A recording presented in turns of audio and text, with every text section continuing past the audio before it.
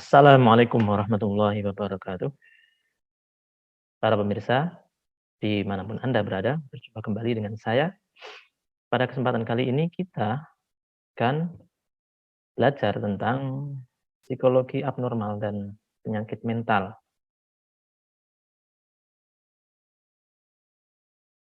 Topik ini menjadi salah satu bahasan pada psikologi Islami.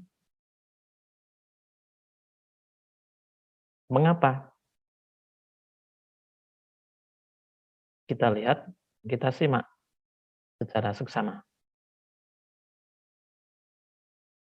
Para pemirsa sekalian, di antara tipe-tipe penyakit mental atau mental illness, ada yang menyebut penyakit jiwa, ada juga yang menyebutnya sebagai penyakit rohani. Nah, di antara tipe-tipe penyakit mental itu ada dua yang paling umum. Apa saja pemirsa? Yang pertama adalah depresi,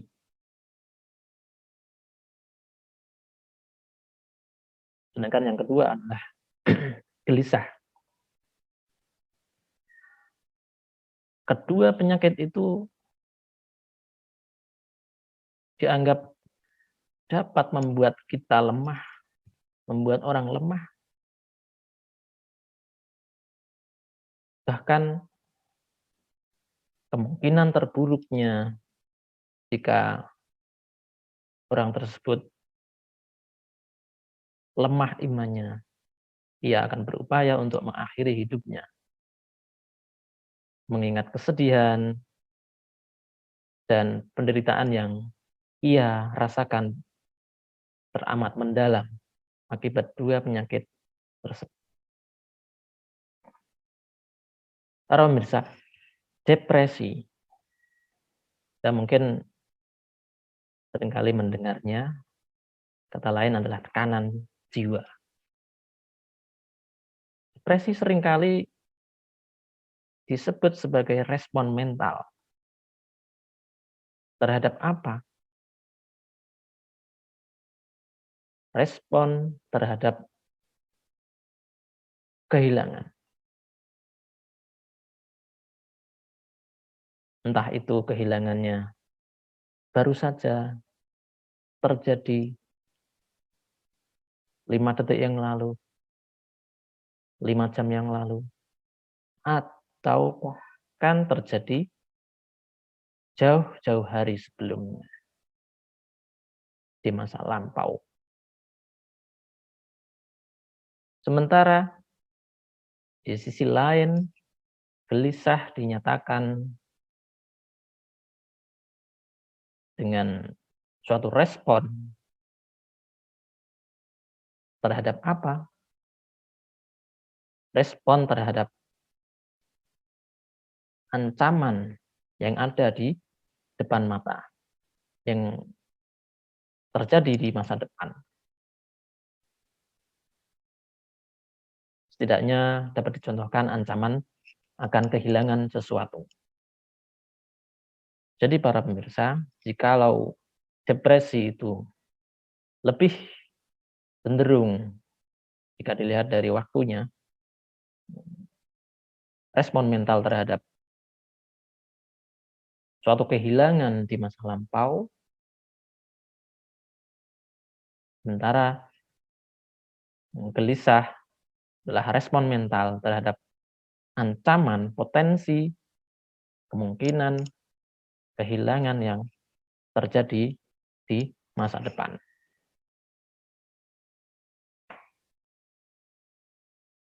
Tadi saya menyebut kata sedih, pemirsa. Nah,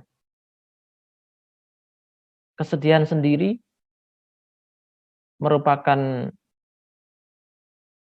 aspek dari pengalaman yang terjadi pada manusia, pengalaman bawaan manusia. Ia dapat dikatakan sebagai bentuk lawan atau oposisi atau antonim dari kata kebahagiaan.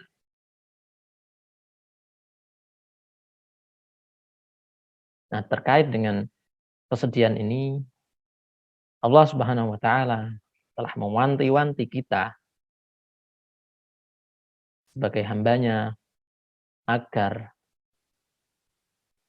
kita tidak sampai bersedih.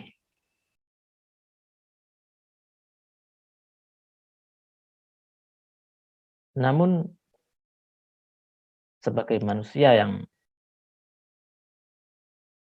merasa lemah, bolehlah kita bersedih asalkan tidak berlarut-larut. Ya cukup sedihnya 1, 2, 3 hari, tapi setelah itu harus bangkit, harus menatap maju, menatap kemungkinan terbaik yang bisa dilakukan di masa berikutnya.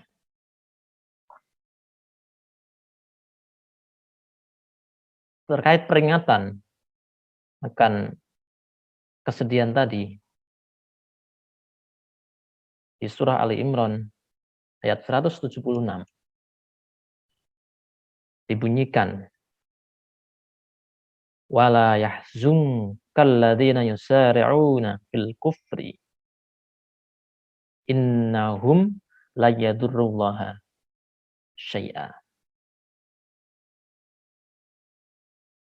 Janganlah engkau disedihkan oleh orang-orang yang segera menjadi kafir.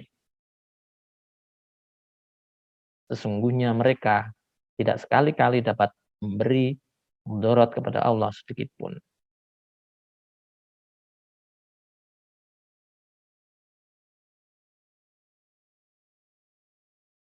Masih terkait dengan kesedihan, kita dikaruniai oleh Allah Subhanahu wa taala kemampuan untuk berpikir, kemampuan untuk melakukan refleksi.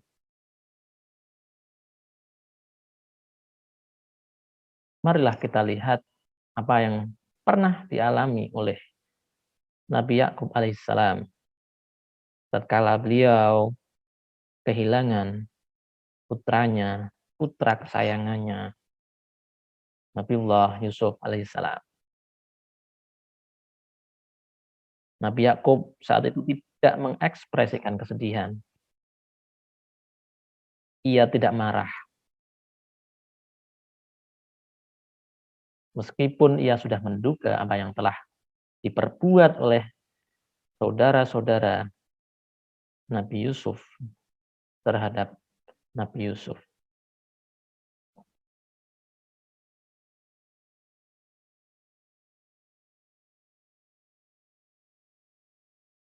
Ya, kita harus latihan. Berlatih, kita contoh apa yang sudah dimodelkan oleh Nabi Yakub tersebut.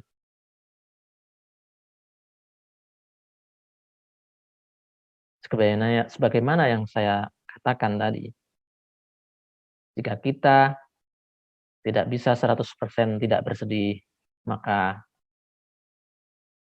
cobalah kita untuk mengurangi intensitas kesedihan kita, mengurangi volume kesedihan kita, sedikit demi sedikit, setahap demi setahap.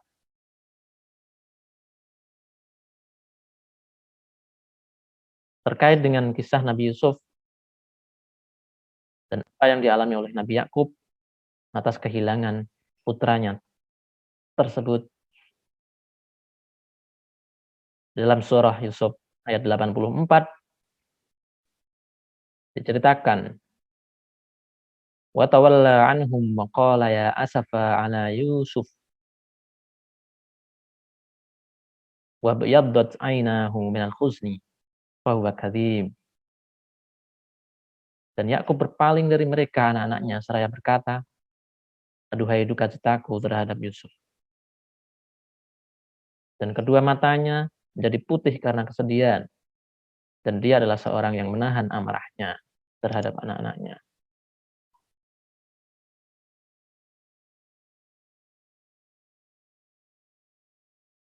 Nabi Yakub sebetulnya sudah paham karena nabi, karena beliau adalah seorang nabi. Sudah paham atas apa? Atas kejadian yang menimpa putranya.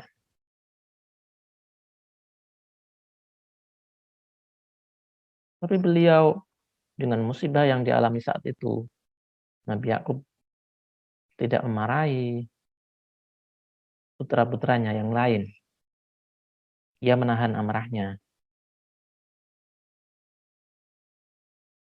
Karena tentu saja jika Nabi Yakub saat itu menempahkan amarahnya kepada putra-putra yang lain, saya rasa dia akan mengalami kerugian tambahan.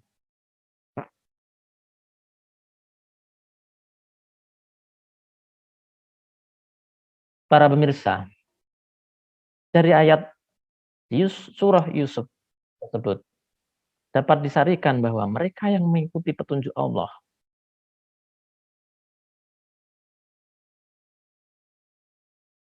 Nabi Yakub mengikuti petunjuknya, ia menahan amarahnya, maka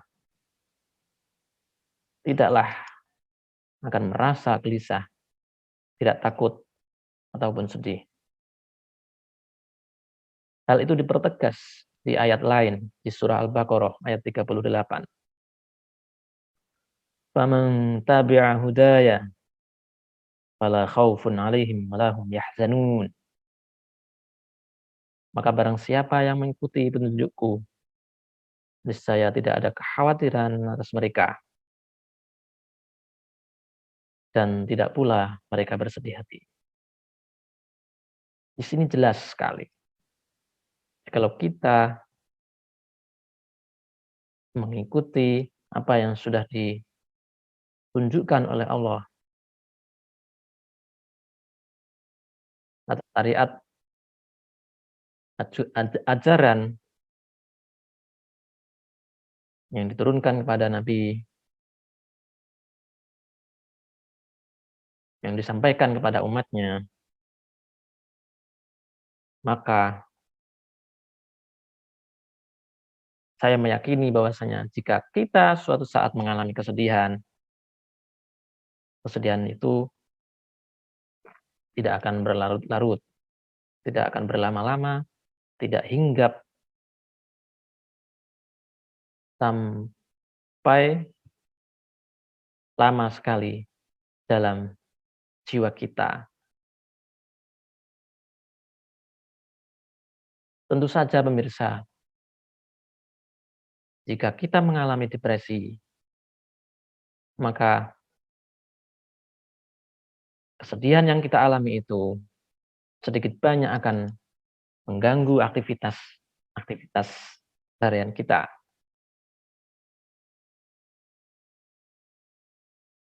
Mengganggu muamalah kita, entah itu muamalah sama Allah, entah itu muamalah ma'an nas. Bagaimana tidak? Ketika kita sebagai seorang pelajar, tapi sebelumnya kita kehilangan sesuatu, kehilangan flash disk, atau kehilangan file, di mana file itu harus dipresentasikan beberapa jam kemudian, tentu hal itu akan berpengaruh sekali terhadap aktivitas yang ada di depan mata kita yang akan kita lakukan. Tetapi jika kita pandai-pandai berpikir atas apa yang kita alami itu, saya meyakini Allah Subhanahu wa taala akan menyediakan solusi yang terbaik bagi kita. Bahkan boleh jadi kehilangan itu merupakan sesuatu yang paling baik di antara yang baik yang harus terjadi pada diri kita.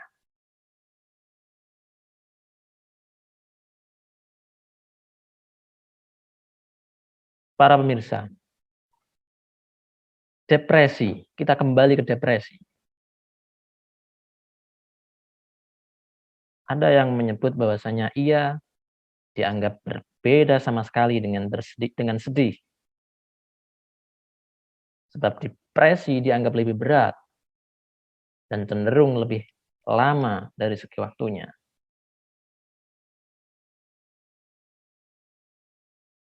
Jika kita merunut istilah Arab dari depresi,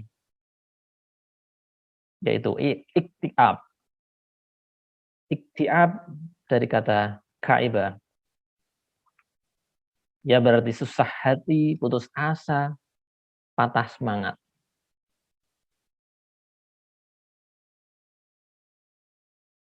Dari berapa arti itu sudah tampak lebih jelas bahwasanya depresi kelihatan memang berbeda daripada sedih. Berbedanya bagaimana pemirsa? Kita lihat setidaknya dari gejala yang melingkupi depresi. Yang pertama, seorang yang mengalami depresi, ia akan menunjukkan raut muka yang murung, raut muka yang sedih, tidak bahagia.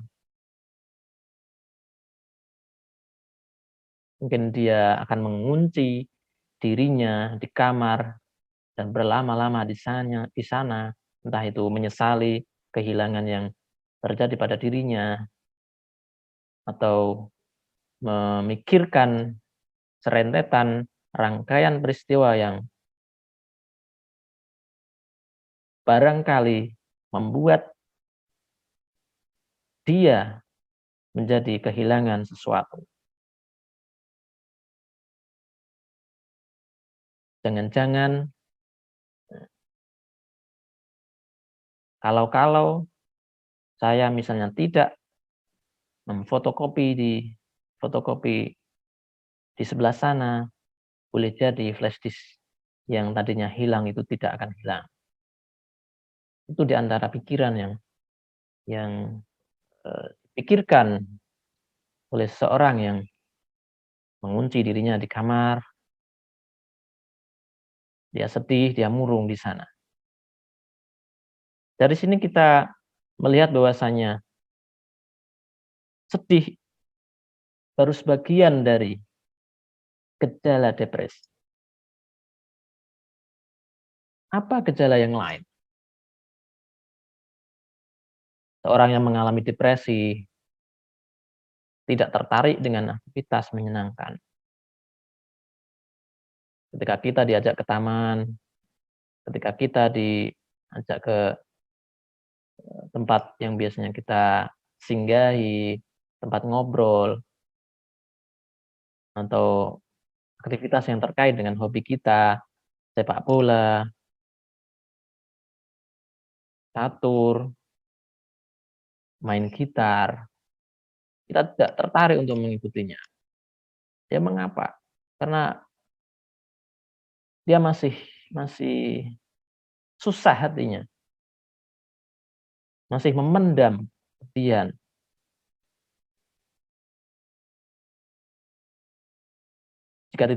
Jika dia tidak memendamnya, tentu dia akan mengikuti aktivitas tersebut, bahkan dengan mengikuti aktivitas tersebut, kesedihan yang ia alami, kehilangan yang ia alami, atau tekanan jiwa yang, ia sedang hadapi menjadi lebih surut atau berkurang. Gejala yang lain pemirsa adalah merasa tidak berharga. Sebagai seorang karyawan, sebagai seorang pegawai di suatu perusahaan, atau sebagai sebagai seorang anggota di organisasi tertentu, dia kayak seperti tidak berharga, tidak ada, eee, peran yang ia mainkan. Padahal sejatinya ia telah memainkan perannya sesuai dengan tugas-tugasnya yang telah ditentukan. Lagi-lagi karena kesedihan tadi mengganggu pola pikir seseorang yang sejatinya pola pikirnya, eee, karena sudah bekerja maksimal harusnya pola pikirnya adalah pola pikir positif, tapi karena terganggu dengan kesedihan yang ia alami, kehilangan yang ia alami, ia merasa tidak berharga.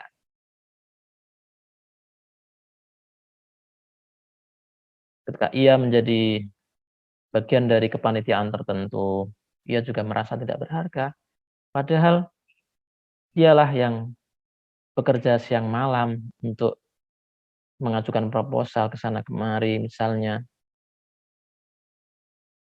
mencari sponsor supaya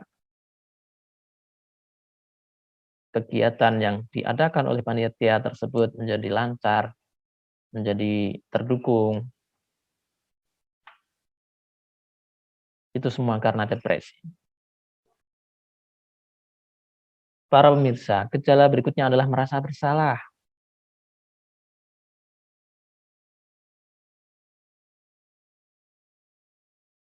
Kehilangan file makalah, file skripsi, file tesis, ia merasa bersalah. Mengapa file itu tidak aku copy lebih dahulu di tempat yang lain, di tempat yang lebih aman? Mengapa saya tidak menyimpan file cadangan di flash disk yang lain? Mengapa mengapa? Dan terus ia akan berpikir seperti itu.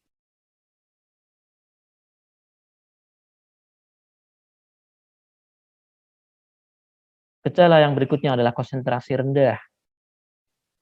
Jelas, karena lagi-lagi kehilangan yang, eee, dialami oleh orang tersebut, oleh seseorang, detik per detik ia akan masuk di pikirannya. Ketika sudah mulai memikirkan pekerjaannya, jam 7 sudah berangkat, lebih pagi dari biasanya, ternyata 7:30, ingat atas kehilangan yang menimpanya. Jam 8 sudah bangkit lagi, jam 8:30, ingat kehilangan lagi, sehingga konsentrasinya terganggu, konsentrasinya menjadi rendah. Bagaimana kalau konsentrasi rendah? Tentu akan berefek, berimplikasi pada, eee, pencapaian kinerjanya, tidak semaksimal seperti biasanya. Perubahan nafsu makan juga dianggap sebagai gejala dari depresi. Ia hilang, menjadi tidak sedap lagi rasanya sayur, capcay sudah tidak lezat lagi, lezatnya mie ayam dan bakso sudah tidak ada rasanya, hambar.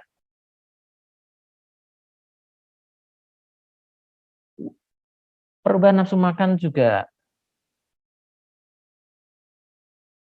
di sisi lain seseorang bisa menjadi tinggi nafsu makannya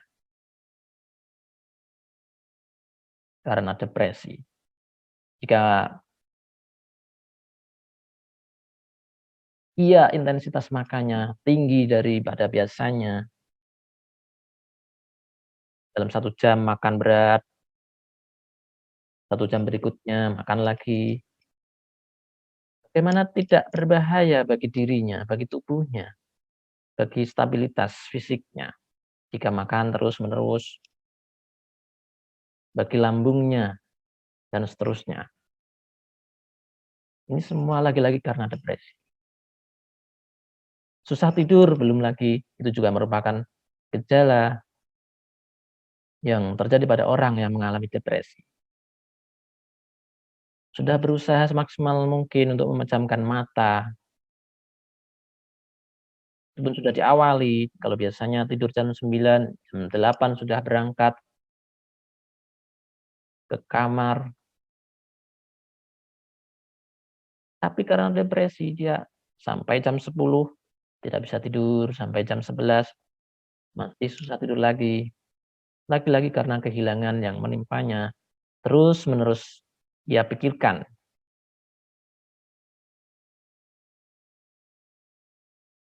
Bahkan pemirsa, orang yang depresi kemungkinan terburuknya akan mengakhiri hidupnya, berpikiran untuk bunuh diri. Naudzubillah min dzalik.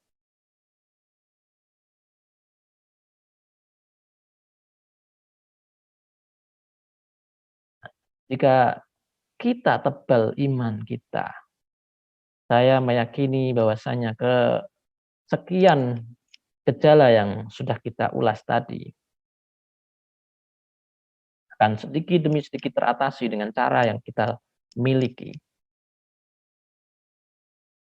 Jika kita murung, kita sedih, kita cari teman untuk curhat, kita cari teman untuk, berempati, mendengarkan keluh kesah kita, siapa tahu ia akan menjadi solusi bagi kita terhadap file yang hilang pada pada gadget kita, flash disk yang hilang ketika difotokopi dan para pemirsa sekalian, gelisah sebagai mental illness berikutnya, ditandai dengan perasaan susah, ia gugup, orang yang mengalami kegelisahan ya cenderung gugup. Gugupnya berkepanjangan, tidak hanya sesekali, tapi berkali-kali. Ia pun jadi prihatin, khawatir, dan sulit beradaptasi dengan lingkungannya. Kita contohkan dengan beberapa kegelisahan yang biasa terjadi.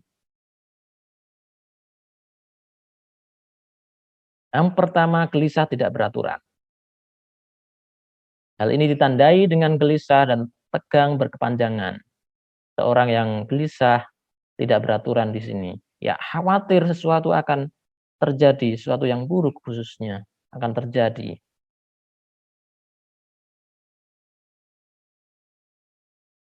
Ketika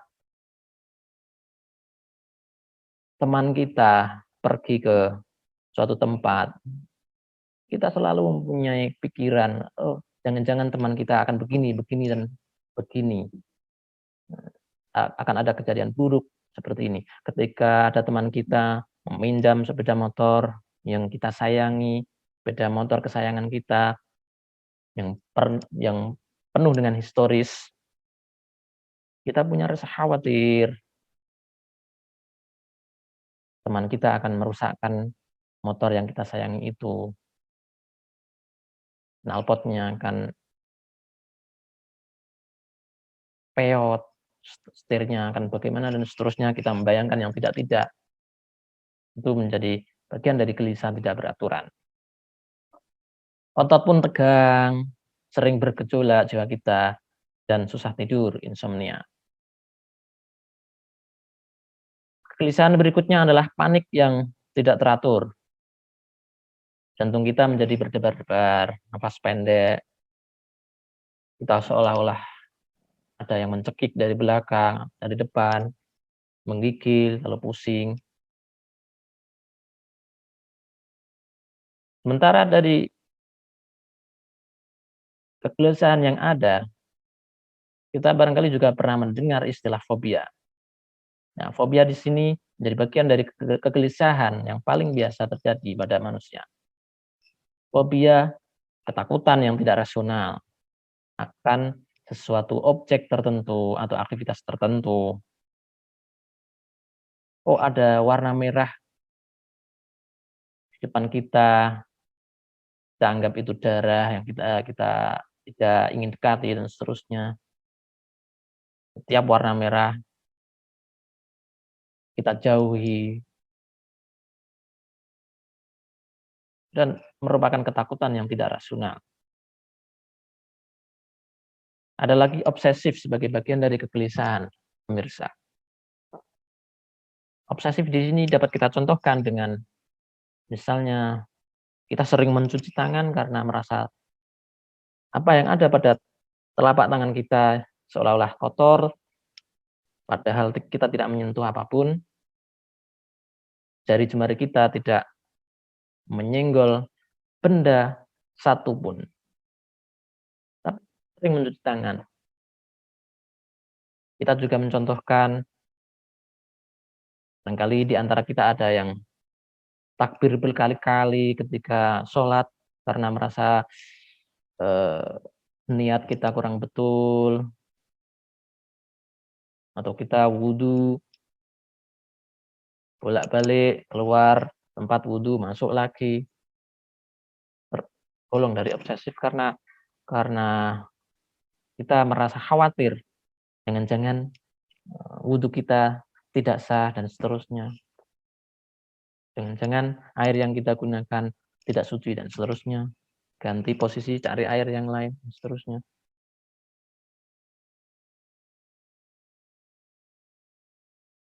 Nah, para pemirsa, terkait dengan depresi dan gelisah, di pembahasan sebelumnya, di awal tadi kita telah melihat bahwasanya puncak kemungkinan terburuk dari depresi dan gelisah adalah bunuh diri. Maka untuk menghindarinya, kita perlu koneksi yang kuat. Koneksi apa? Koneksi dalam keluarga, koneksi dalam masyarakat, kita tingkatkan iman dan takwa kita sebagai benteng pertahanan, sebagai benteng perlindungan dari probabilitas terburuk tersebut. Nah, ingat pemirsa, para peneliti melihat bahwa angka bunuh diri cenderung rendah di negara muslim, mengingat komitmen keagamaannya senilai tinggi. Tapi meskipun begitu, kita harus tetap mawas diri, meskipun kita sebagai muslim, kita harus pasang kuda-kuda, kita harus tetap mempertebal keimanan kita, koneksi kita, muamalah kita dengan Allah, muamalah kita dengan sesama makhluk Allah, sehingga kita terhindar dari probabilitas yang terburuk tadi. Para pemirsa, mental illness disebut oleh para saintis disebabkan oleh faktor-faktor, di antaranya faktor genetik, keturunan. Barangkali ada nenek moyang kita atau salah satu sebagian dari orang tua kita, misalnya orang-orang tua kita, para pendahulu kita, itu punya, penyakit mental yang atau gejala-gejala yang mendekati penyakit mental tadi, sehingga menurun pada kita, dan mudah-mudahan itu tidak terjadi pada anak-anak kita.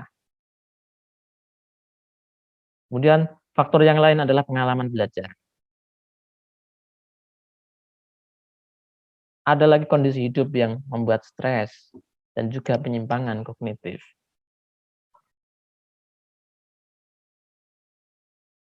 Penyimpangan seperti apa? Kita bisa melihat dari ayat 124 surat Toha.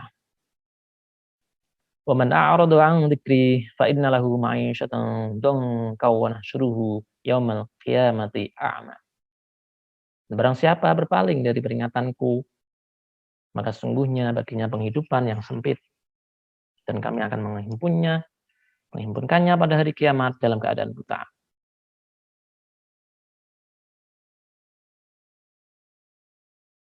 Maka pemirsa, coba kita ingat-ingat lagi, kita pikir-pikir lagi, apa yang sudah kita lakukan, apa yang akan kita lakukan, apakah itu tergolong menyimpang dari apa yang sudah disyariatkan oleh Allah Subhanahu wa taala.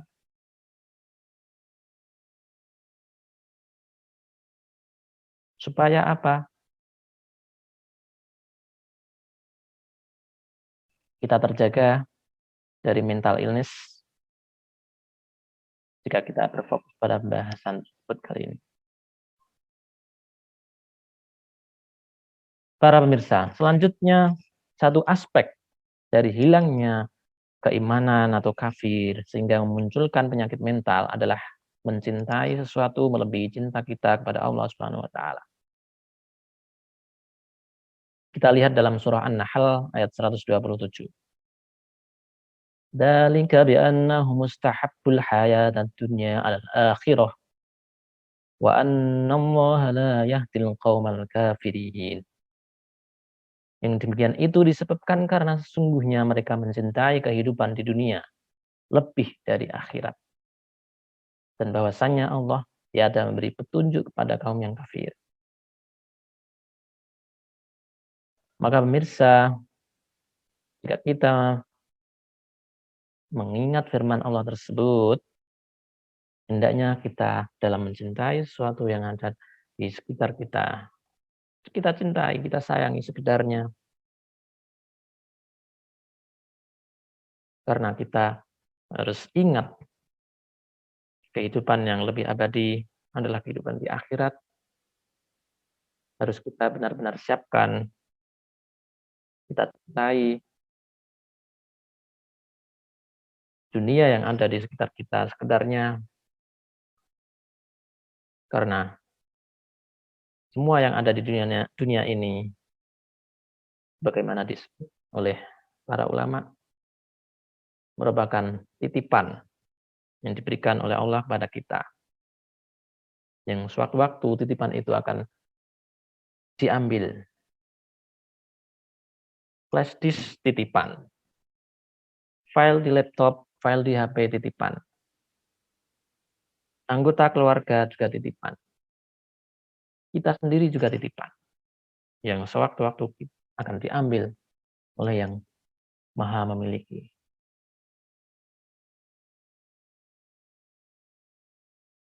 Para pemirsa, sebagai informasi tambahan bahwasanya pada tataran saintifik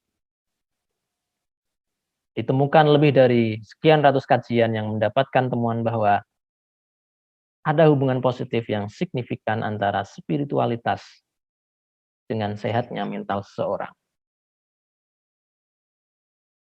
Di antara hasilnya adalah semakin tinggi kesehatan mental seseorang, karena spiritual yang tinggi pula, maka ia akan melahirkan harapan tinggi, optimis, stabilitas hidup, dan kepuasan dalam berbagai hal. Puas akan kinerja yang sudah kita lakukan, puas atas kontribusi yang kita berikan pada masyarakat. Dan kajian juga memperlihatkan bahwa orang yang spiritualnya bagus dan menganggap bahwa Tuhan itu dekat, peduli, bersifat menolong dan menjadi tempat bergantung ternyata tidak sampai merasa hidup sendiri. Orang tersebut tidak depresi, juga tidak gelisah. Sebagai personil yang mengerti tentang kajian ilmiah, maka temuan yang sudah disebutkan itu seharusnya menjadi perhatian tambahan pula bagi kita supaya kita menjadi lebih yakin atas apa saja yang terjadi pada diri kita, kehilangan, kesedihan, atau apa yang akan kita alami di depan. itu akan kita atasi dengan baik. Kita punya solusinya. Namun demikian, bila terdapat orang yang mengalami penyakit mental illness, dan kurang atau tidak dapat menanggulanginya secara mandiri, saya sangat menganjurkan pada diri saya sendiri dan juga pada para pemirsa sekalian untuk kembali lagi memperhatikan petunjuk yang sudah Allah berikan. Petunjuk tersebut bisa berupa bimbingan spiritual dari para ulama, para kiai, guru spiritual. Petunjuk juga dapat hadir dari para profesional yang ahli di bidangnya, sebagaimana yang telah dilakukan oleh para peneliti terkait penelitian tentang mental illness. Para pemirsa, terkait itu firman Allah kita perhatikan, qul ya ayyuhan nasu qad ja'akumul haqqu mir rabbikum faman ihtada fa innama yahtadi li nafsihi wa man dhalla fa innama yadhillu 'alaiha. Yunus 108 yang artinya, katakanlah, hei manusia, sesungguhnya telah datang kepadamu kebenaran Al-Qur'an dari Tuhanmu. Sebab itu barang siapa yang mendapat petunjuk, maka sesungguhnya petunjuk itu untuk kebaikan dirinya sendiri. Mudah-mudahan kita tergolong sebagai insan, sebagai manusia yang senantiasa memperhatikan petunjuk yang Allah berikan kepada kita, sehingga depresi, gelisah, dan kemungkinan-kemungkinan yang merupakan bagian dari mental illness atau penyakit mental itu tidak kita alami.